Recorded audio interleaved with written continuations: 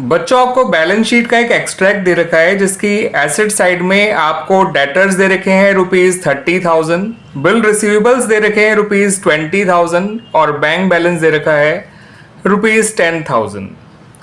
आपसे additional information में ये कहा गया है कि अ bill of exchange of ₹4,000 which was previously discounted with the bank was dishonored but entry was not passed for dishonor। कहने का मतलब ये है कि एक बिल्स ऑफ एक्सचेंज यानी यहाँ पे आप इसे बिल रिसीवेबल कह सकते हैं जिसको आपने पहले बैंक से डिस्काउंट करा लिया था, वो आज डिसऑनर हो गया बट उसके डिसऑनर होने की अभी तक कोई एंट्री पास नहीं करी गई है।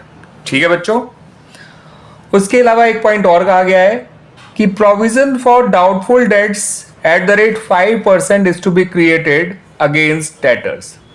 तो पहले कोई प्रोविजन नहीं है मगर ये चाहते हैं कि डेटर्स पे 5% का प्रोविजन बना दिया जाए फॉर डाउटफुल डेट्स। तो बच्चों यहां पर पहले आप ये समझिए कि ये जो पहला पॉइंट है इसका इफेक्ट क्या होगा।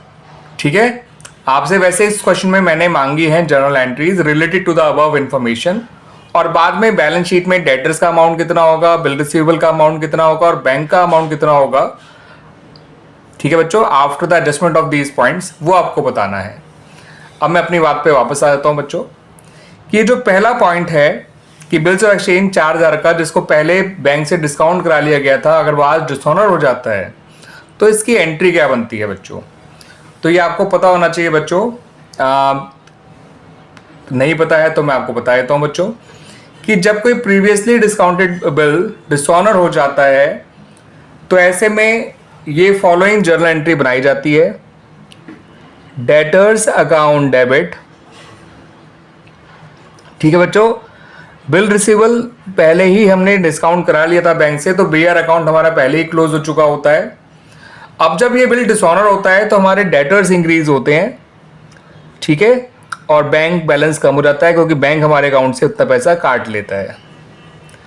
तो डेटर्स आपके 4,000 बढ़ जाएंगे और बैंक आपका 4,000 कम हो जाएगा आफ्टर दिस पॉइंट।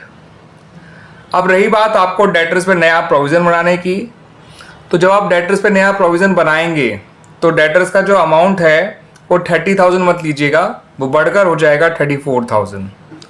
तो आप जब डेटर पे नया प्रोविजन निकालेंगे 5% का, वो 30,000 पे मत निकालिएगा। किस पे निकालेंगे बच्चों आप? 34,000 पे।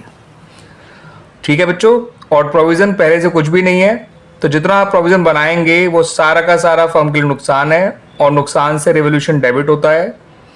तो revaluation account debit to provision for doubtful debts account. और ये प्रोविजन आया कितना? 30,000 में पहले वो 4,000 जो बिल डिसऑनर हुआ है, डिस्काउंटेड बिल डिसऑनर, उसको ऐड करिएगा। जो रिजल्ट आएगा उसका 5% निकालिएगा, ये आएगा 1,700। ठीक है बच्चों, तो नया प्रोविजन जो बनेगा फॉर डाउटफुल डेट्स वो बनेगा ₹1,700। इतना क्लियर बच्चों? अब बैलेंस शीट में डेटर्स कितने शो किए जाएंगे, बिल रिसीवेबल कितना शो किया जाएगा एंड बैंक बैलेंस कितना शो किया जाएगा उसको यहीं समझ लीजिए बच्चों।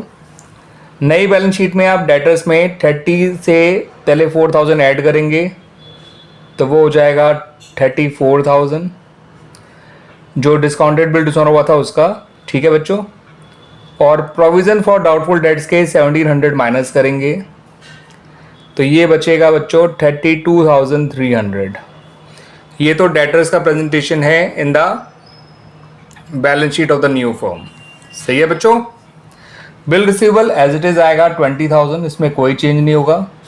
और बैंक बैलेंस जो है वो 4,000 कम हो जाएगा because of discounted bill dishonour, क्योंकि बैंक ने हमारे अकाउंट से इतने पैसे काट लिए हैं।